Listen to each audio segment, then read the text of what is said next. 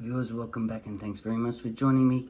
As promised, Young Powers from the United Kingdom had written in to ask, how does the dark side of the moon actually happen and stuff? You know? I mean, what's causing it? And I said to him, that's a very good question. I'm going to have to run the numbers through the computer. So we've done a couple of bits of previous things I've prepared before. And what we're seeing here is in complete contradiction to the ball earth theory. The ball earth theory is absolutely obliterated with this observation. Anyway, so is the flat earth theory. Kind of. But of course, we know.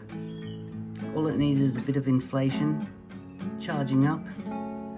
Yes, we'll be right. Now let's go outside. She's calling. She's like the wind.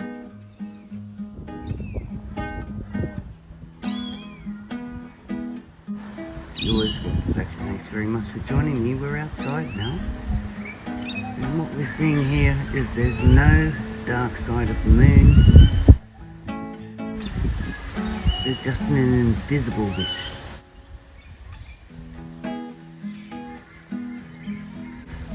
Let's try and zoom that in on and edit. I've only got my iPhone. There we go.